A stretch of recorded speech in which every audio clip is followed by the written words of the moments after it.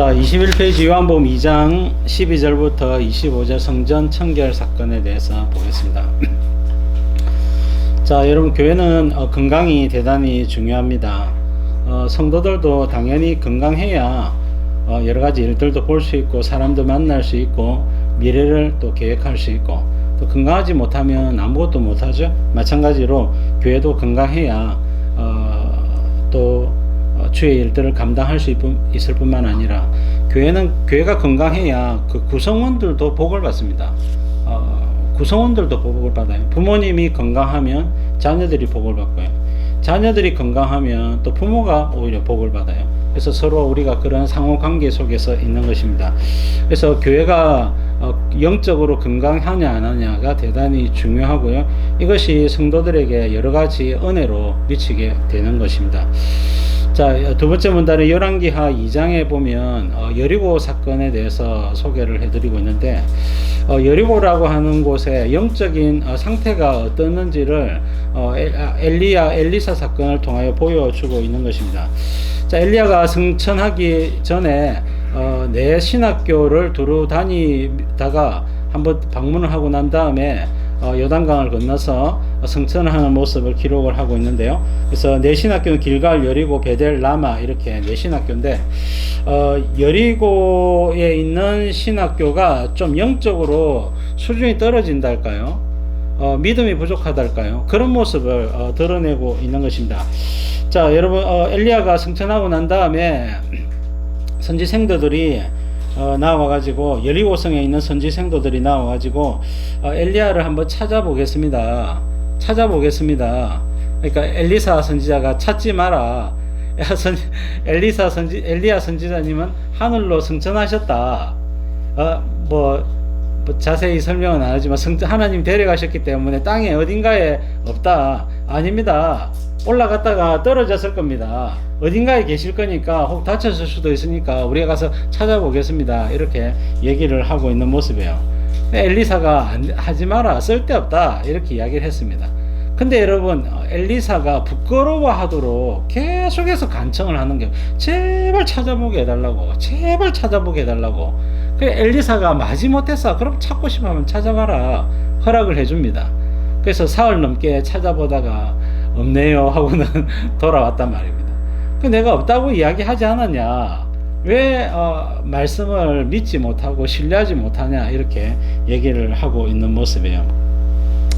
그래서 이제 엘리사 선지자가 전하는, 지금 엘리사 선지자가 엘리야를 승천시키고 난 다음에 어떤 일이 벌어졌습니까? 갑절의 영감을 달라 그랬죠. 갑절의 영감을 달라 하면서 그거는 내가 줄 수가 있는 게 아니고 내가 승천하는 것을 보게 되면 주께서 허락하실 수도 있다, 이렇게 해가지고 정말로 엘리사의 눈앞에서 승천하는 모습이 보였고, 그 모습을 보고 나서 그 엘리야가 떨어뜨린 겉옷을 가지고 요단 강물을 치면서 엘리야의 하나님 어디 계십니까? 라고 하면서 요단강을 건널 때에 요단강이 갈라지더란 말입니다. 그러니까 이제 갑절의 영감이 엘리사에게 임하게 되었다는 이야기입니다. 근데 그 여리고 선지자들이 갑절의 영감이 엘리사에게 있는 것을 알게 되었습니다. 알았음에도 불구하고 엘리사 선지자의 말을 듣지 않는 겁니다. 자, 그리고 여러분, 두 번째 사건이 열왕기하 2장에 보면요, 여리고 성에 보면요, 자, 2장 19절에 보니까 그 성읍 사람들이, 여리고입니다, 엘리사에게 말하되 우리 주인께서 보시는 바와 같이 이 성읍의 위치는 좋으나 물이 나쁨으로 토산이 익지 못하고 떨어지나이다. 그렇게 이야기를 합니다. 그러니까 이제 물이 안 좋단 말입니다. 그래서 좋은 열매가 맺히지 못하고 쉽게 떨어지고 크기도 작고 그렇다는 거예요. 그랬더니 엘리사가 소금을 좀 가져오라 해가지고 소금을 물 근원에 던지니까 다시는 죽음이나 열매 맺지 못함이 없을 것이다, 이렇게 얘기를 했고 그대로 되었겠죠.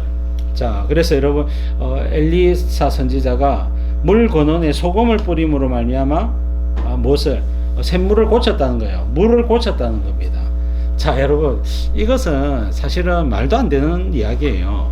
자, 여러분, 물론 여러분 이 물 근원이 가가지고 그 물 근원이 쭉 시냇물이 흘러가지고 그 시냇물을 대가지고 이렇게 뭐 이렇게 했겠죠. 그리고 농사를 짓고 이렇게 했겠지만은 그것이 좀 이렇게 뭐라 해야 될까요? 그 물은요, 이렇게 땅은 토양은 그 밑에 물이 수분이 있어야 자랍니다. 그죠? 그렇기 때문에 당연히 어쨌든 그 물 근원을 고친 사건, 그리고 토양 자체가 토질 자체가 안 좋았지만 이것은 상징적으로 보여주는 거예요. 자, 여러분, 물 근원이 나쁜데 이것을 소금으로 고친다. 이것도 참 웃기는 이야기죠.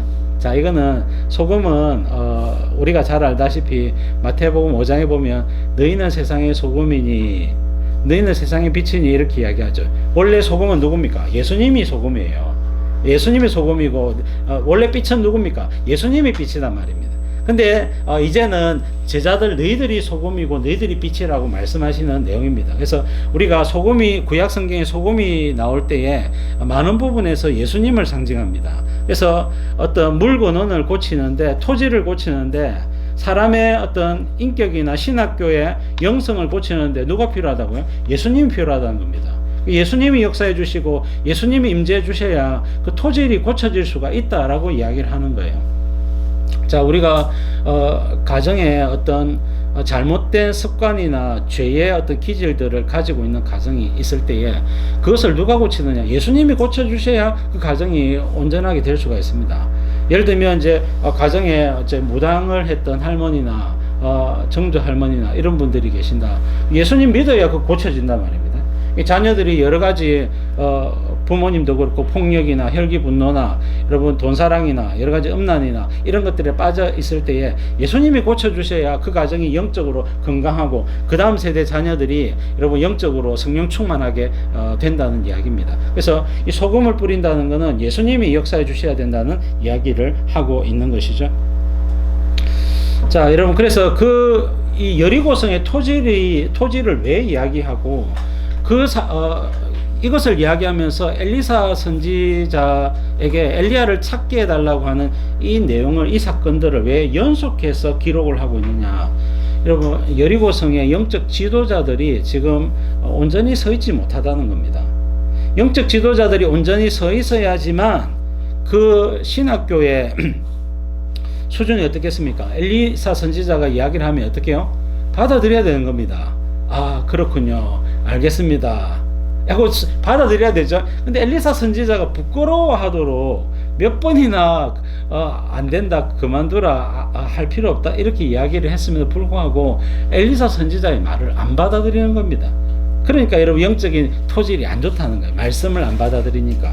자, 그러니까 여러분, 여리고성의 이 열매들이 어떻게 해요? 자꾸 떨어진다는 거예요. 자, 여러분, 이것이 연관이 되어 있다는 것을 성경은 암시하고 있는 겁니다. 자, 그 다음 사건을 기록을 하면서 똑같이 열왕기하 2장에 보면 엘리사 선지자가 베델로 올라갔는데 베델에 있는 아이들과 젊은 중고등학생, 청년, 젊은 애들이 엘리사 선지자를 향해서 대머리야 올라가라, 대머리야 올라가라 하고는 엘리사 선지자를 조롱한 거예요. 자, 엘리사 선지자가 대머리였다는 것을 알 수가 있습니다. 근데 여러분, 이 대머리들이 영성이 깊은 분들이 많거든요. 자, 어쨌든 사도 바울도 아마 대머리였던 것으로 학자들은 추정을 하기도 하는데요. 어쨌든 지금 엘리사는 누굽니까? 엘리야 선지자의 대를 이은 영적 지도자, 최고의 지도자고 권위자입니다. 근데 여러분, 동네 아이들이 엘리사 선지자를 조롱하고 놀렸다는 것은 무엇을 의미합니까? 그 베델에 있는 마을 사람들이, 부모들이 전부 다 엘리사 선지자를 욕하고 조롱했다는 이야기입니다. 야, 들어봤나? 엘리야가 하늘로 승천했단다. 야, 말이 되는 소리가. 엘리사 선지자가 미쳤는갑다, 정신이 나갔는갑다. 아이고, 그 교회 다니는 것들 믿을 거 못 된다, 그 목사들 정말 신뢰할 거 못 된다 하고는 여러분, 마을에 있는 어른들이 엘리사 선지자를 조롱한 겁니다. 멸시한 겁니다. 그 이야기를 쭉 옆에서 들었던 아이들이 마침 엘리사 선지자가 지나가는 모습을 보고 엘리사 선지자를 향해서 대머리야 니도 한번 올라가 봐라. 네 선생님 올라갔다면서 니도 한번 성천해 봐라 하고는 조롱을 한 겁니다. 그러니까 엘리사 선지자가 내가 하나님의 선지자라면 너희들이 저주를 받을 것이다 하고는 저주했더니 암코미 2마리가 나타나가지고 42명을 죽여버렸어요. 자, 여러분 그 사건이 기록이 되어져 있습니다. 여러분 이 사건이 우연이냐? 여러분 교회 안에서 하나님의 나라에서 제일 우리가 조심해야 될 게 뭐냐면 영적 지도자에 대한 멸시입니다. 그러니까 민수기에 보면 이스라엘 백성들이 광야 40년 길 동안 죄로 40년 길에 전부 다 죽었잖아요. 20살 이상은 다 죽었거든요. 19살 밑으로 해가지고 가나안 땅에 들어가고 20살 이상은 다 죽었는데 그 다 죽은 사건을 기록하면서 그 7가지 죄악을 기록을 하고 있습니다. 그 중에 두 가지가 지도자를 멸시하는 겁니다. 여러분 두 번째가 민수기 12장에 보면 그 미리암과 아론이 나와서 하나님이 모세와만 말씀하셨느냐 우리와도 말씀하지 않았느냐고 모세의 지도력에 대해서 대적을 했어요. 그래서 여러분 예를 들면 부목사 둘이가 단임 목사를 대적을 한 겁니다. 자, 두 번째 사건은 민수기 16장에 보면 고라와 다단과 아비람이 모세와 아론을 대적한 사건이 나옵니다. 여러분 고라는요 모세의 사촌 형님입니다. 사촌 동생은 아닌 것 같고 사촌 형님인 것 같아요. 그래서 가만히 보니까 모세가 하나님과 쑥덕쑥덕 하더니 자기 형님한테 대제사장권을 부여하는 겁니다. 그러니까 사촌 형님의 입장에서 이거는 형평성에서 어긋난다는 겁니다. 그래서 이걸 나눠서 하든지 아니면 너가 빠져라. 네가 친형님을 이렇게 감싸고 도는 것이 합당하냐라고 걸고 넘어지고 있는 사건이에요. 그리고 여러분 고라와 함께 반역을 일으켰던 다단과 아비람은 르우벤 지파입니다. 르우벤 지파는 전통적으로 장자 지파였죠. 근데 요셉 때에 창세기 35장에 보면 르우벤이 빌하와 통간함으로 말미암아 그 장자의 명분을 잃어버렸다고 기록을 하고 있고 그것을 언급하는 내용이 역대상 5장에 기록되어져 있습니다. 근데 지금 다단과 아비람은 그 르우벤 지파의 그 영광을 되찾고자 하는 겁니다. 우리가 장자 지파다. 그래서 모세의 지도력 통치권을 우리에게 이양하고 너희들은 빠지라. 그렇게 여러분 요청을 하고 있는 거예요. 그래서 이 사건도 고라와 다단과 아비람이 모세와 아론의 지도력에 대해서 대적하는 일입니다. 이 사건에 대해서 미리암은 어떻게 나병에 걸렸고 고라와 다단과 아비람은 여러분 즉시로 여러분 땅이 갈라져 가지고 이 사람들과 가족들 다 삼켜버렸어요. 여러분 지도자를 대적하는 것이 굉장히 큰 죄라는 것을 성경은 여러 차례 언급을 하고 있는 것입니다. 왜냐하면 하나님의 말씀이 지도자를 통하여서 전달되어지는 겁니다. 근데 여러분 지도자를 무시하면 하나님의 말씀이 다른 백성들에게도 전달이 안 돼요. 그러니까 하나님은 지도자를 통해서 말씀으로 통치하시는데 그게 이루어지지 않으니까 하나님이 백성들을 다스리기가 굉장히 힘든 거예요. 그래서 하나님이 이것을 용납을 잘 하지를 못합니다. 물론 여러분 지도자가 잘못될 수도 있는데 그것은 합당한 절차 또는 그 하나님께서 직접 지도자들을 징계하십니다. 징계하십니다. 야고보서 3장 1절에 보니까 너희는 많이 선생되지 말라. 왜냐? 선생이 더 큰 심판을 받는단 말입니다. 여러분 지도자들은 더 큰 심판을 받기 때문에 하나님 앞에 조심해야 되는 겁니다. 자, 그러나 여러분 지도자들을 직접 통치하고 직접 하나님께서 억하시거든요. 이끌어 가신단 말입니다. 자, 그런 이야기를 쭉 하면서 자, 교회가 건강해야 된다. 지도자가 바로 서야 된다. 하나님의 말씀이 제대로 모든 백성에게 잘 전달되어야 된다. 그런 취지로 이야기를 하고 있는 것입니다. 자, 오늘 성전 청결 사건을 이야기를 하면서 여러분 이 예수님이 성전에 들어갔는데 성전에 어떤 사람이 돈 바꾸는 사람, 비둘기 파는 사람, 양이나 소 파는 사람 그런 사람들이 있더란 말입니다. 예수님 채찍을 가지고 다 쫓아내시고 상을 엎으시고는 내 집은 만민이 기도하는 집이라고 하신 말씀을 들어보지도 못했냐. 다 가지고 나가라 하고는 예수님이 과격한 행동을 하신 거의 유일한 사건이 아닌가. 예수님이 폭력을 잘 휘두른 적이 없었죠. 유일하게 예수님이 좀 과격하게 상을 엎으시고 채찍을 가지고 내리치시고 예수님이 좀 과격하게 행동을 하신 사건이 등장을 하고 있습니다. 예수님이 왜 이렇게 하셨느냐? 여러분, 예를 들어서 어떤 사람이 우리 집 마당에서 여러분 여기는 내 땅이다 하고는 우리 집이다 하고는 들어와서 안주한다 생각할 때 아들이 멀리 갔다가 집에 와보니까 나이 드신 아버지가 다 빼앗기고 아무것도 없는 거예요. 그럼 아들이 어떻게 하겠습니까? 동사무소 법원 다 찾아가 가지고 우리 아버지의 권리를 되찾고 이놈들 안 나가냐 하고는 우리 아버지 땅에서 다 나가라고 쫓아보낼 거 아닙니까? 그 사건을 하고 있는 거예요. 예수님께서 하나님을 나의 아버지로 천명하시면서 예수님께서 성전을 주님의 집을 깨끗하게 청결하게 하고 계시는 내용이 본문의 사건이다. 이 사건을 통하여 우리가 두 가지를 점검하기를 원합니다. 첫 번째는 여러분 우리 자신을 점검하기를 원하고 교회를 점검하기를 원한다. 자, 말씀을 살펴보겠습니다. 12절 말씀.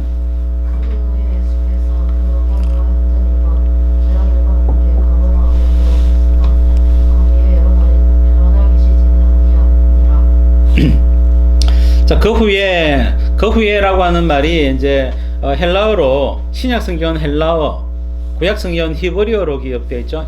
헬라어는 그리스어입니다. 그리스어. 자, 그 후에가 메타투토라고 하는 단어가 쓰였는데 영어로 치면 after this입니다. after this 그렇게 되어 있다고 합니다. 그리고 여러분 이 똑같은 단어가 after those 영어로 메타타우타가 있습니다.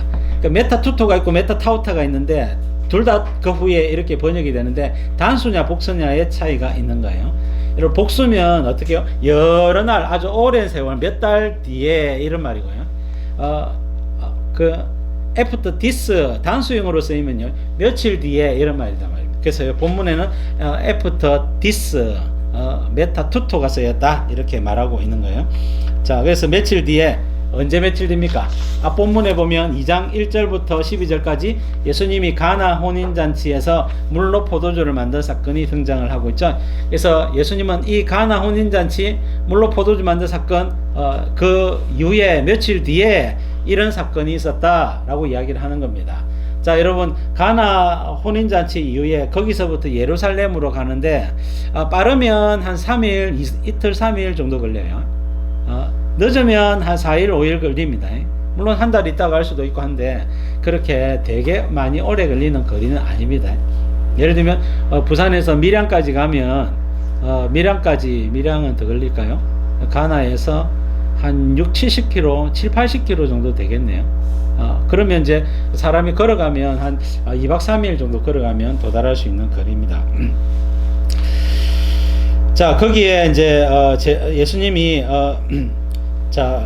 그 후에 가버나움으로 가셨는데 가버나움으로 내려가셨다가 가버나움은 이제 바로 당일에 도착할 수가 있습니다.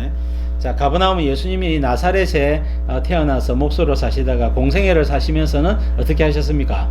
가버나움으로 이사를 해서 거기에 방을 한 개 잡으시고는 거기를 거점으로 해서 공생애를 사셨죠. 근데 가버나움에 있었지만은 예수님이 공생애 사신다고 계속해서 움직이셨기 때문에 거기에 여러 날 계시지는 않았다라고 언급을 하고 있는 것입니다. 자, 그리고는 이제 예루살렘으로 가셨겠죠. 성전이 있는 곳이기 때문에 그렇습니다. 자, 그 다음 문단에 보시면 자, 나사렛 이야기를 하고 있고요. 자, 마가복음 6장 1절에 보니까 예수님이 거기를 떠나서 가버나움을 떠나서 고향으로 가셨다. 자, 문맥상 보면요, 예수님이 나사렛도 갔다가 그 다음에 이렇게 여기저기 들르셔가지고 또 예루살렘으로 등장을 하셨다가 예수님이 동해에 번쩍 서해에 번쩍 하고 계시는 모습입니다. 그러나 예수님은 일일이 다 제자들 데리고 걸어서 다 이동을 하고 있는 거예요. 자, 밑에서 5번째 줄 보면 예수님이 누가복음 4장 18절 19절 나사렛에 있는 회당에 들어가셔서 설교하는 내용, 그 내용이 등장을 하고 있고, 예수님은 나사렛에서도 가버나움에 가셨다가 나사렛 가셨다가 그 다음에 어디에요? 예루살렘 가셨다 이야기를 하고자 하는 겁니다. 자, 넘겨서 자, 13절 14절 보겠습니다. 유대인의 유월절이 가까운지라 예수께서 예루살렘으로 올라가셨더니 성전 안에서 소와 양과 비둘기 파는 사람들과 김밥하는 사람들이 앉아 있는 것을 보시고. 자, 예수님의 유대인의 유월절이 가까이 왔다 그랬죠. 자, 예수님의 공생애를 3년으로 잡는 데는 이 유월절 절기가 4번 나오는 것을 중심으로 기록이 되어 있습니다.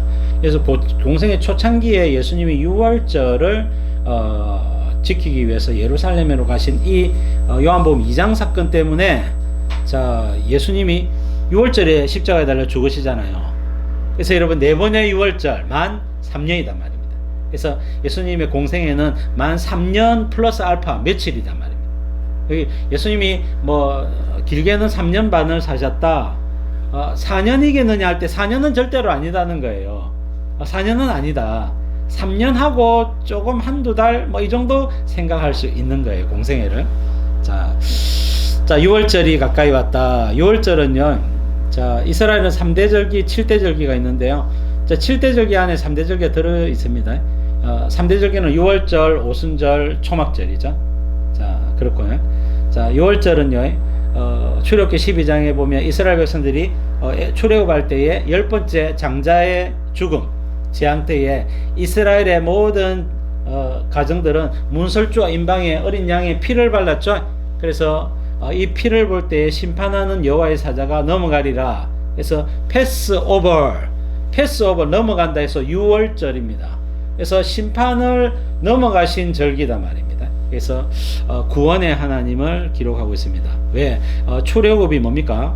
구원이단 말이에요. 노예에서 해방되고 애굽 바로왕의 종로로 타던 데서, 사단의 종로로 타는 데서 우리를 구원해 내신 하나님을 감사하는 절기가 6월절인 거예요.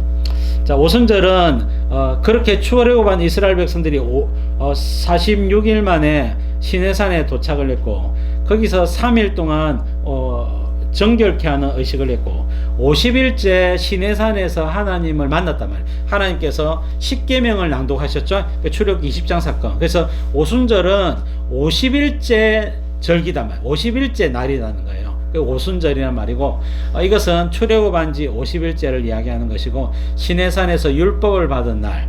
신약 시대는 어떻습니까? 자, 사도행전 2장에 보면 성령을 받은 날, 그것이 오순절인 거예요. 자, 그래서 오순절은 말씀과 성령을 줘서 뭘 하시겠다 말입니까? 우리를 진리 가운데로 인도하시겠다, 인도하시는 하나님을 이끌어 말씀을 하고 있는 겁니다. 그래서 우리를 말씀과 성령으로 이끌어 가시고 다스리시는 하나님, 그것을 자, 오순절입니다. 초막절은 광야 40년 길 구름기둥과 불기둥으로 만나와 매출하기로 지켜주신 하나님께 감사하는 절기고요. 그때 광야길, 광야길 40년 광야길을 지켜주신 하나님께 감사하는 절기를 했죠. 이 초막절은요, 그 감사하는 절기입니다. 절기인데, 6월절은 예수님의 십자가 사건에 대한 모형이고요. 그 다음에 오순절은 성령 받는 성령 강림절이라는 거예요. 그리고 초막절은 예수님 재림절기입니다. 재림절기. 그래서 우리가 이 땅을, 광야 같은 이 땅을 우리가 지나가고 있지 않습니까? 그래서 우리가 재림 예수님 시대에 신령한 몸을 입고 예루살렘 성에 입성을 해서 주님을 섬길 때에, 그때 뭘 한단 말입니까? 초막절을 지킨다는 거예요. 그래서 우리가 이 땅에서 죄 많은 이 땅에서 죄 때문에 막 넘어지기도 하고 영적 침체가 오기도 하고 낙심하기도 하고 그랬을 때 주님께서 말씀과 성령으로 우리를 붙잡아 주시고, 우리를 만나와 매초하기로 먹여 주시고, 구름기둥과 불기둥으로 안내해 주시고, 그래서 우리가 천국까지 오게 되었다 하는 것을 천국에서 우리가 바라보면서 감사하는 절기단 말입니다. 그래서 여러분 초막절은 재림 예수님의 절기입니다. 그래서 봄의 절기 7대 절기 중에 봄의 절기 4가지가 있댔죠. 유월절, 그 다음에 무교절, 그 다음 초실절, 오순절. 봄의 절기는 예수님의 초림과 관련된 절기고요. 여러분 무교절은 일주일 동안 지키거든요. 일주일 동안 지키는데 6월절 다음 날부터 해서 일주일 지킨단 말입니다. 6월절부터 해서 6월절 다음 날부터 일주일 동안 지키는 거예요. 자, 그것은요, 예수님을 믿은 사람들은 무교의 삶을 살아라. 무교, 누룩이 없는, 누룩은 죄를 상징하거든요. 여러분, 죄를 멀리하는 삶을 살아라. 그것을 강조하는 절기예요. 오순절은 성령 강림절이라 했죠. 초실절은 예수님 부활절이죠. 부활절. 자, 부활절입니다. 그래서 봄의 절기는 예수님의 초림과 관련된 절기고, 가을의 세 가지는요, 나팔절, 대속제일, 초막절입니다. 자, 이것은 민수기 23장, 24장에, 레위기 23장, 24장에 기록되어져 있습니다. 자, 이쯤 하고 넘어가도록 하겠습니다. 자, 그래서 6월절이 가까이 와서 예수님이 예루살렘에 올라가셨다. 자, 14절에 보니까 성전 안에서 소와 양과 비둘기 파는 사람들과 돈 바꾸는 사람들이 앉아 있는 것을 보시고, 자, 성전은 2가지가 있습니다. 하나는 히에론이 있고요. 두 번째는 나오스가 있습니다. 우리 한글로는 둘 다 성전 이렇게 번역이 되어 있지만 헬라어는 히에론과 나오스로 뚜렷이 구별을 하고 있습니다. 자, 히에론은 여러분 헤롯 성전에 보면 넓은 이렇게 굉장히 넓은 이 광장이 있습니다. 광장까지 포함한 넓은 것이 히에론입니다. 자, 나오스는요, 모세의 성막을 갖다가 본따서 모세의 성막을 본따서 이렇게 만든 그게 이제 그 나우스죠. 나우스는 진짜 성전이고요. 그 다음에 히에로는 이 성전을 포함한 넓은 이방인의 뜰까지 포함한 넓은 게 이제 히에로이다 말입니다. 제가 여러분들에게 보여드리려고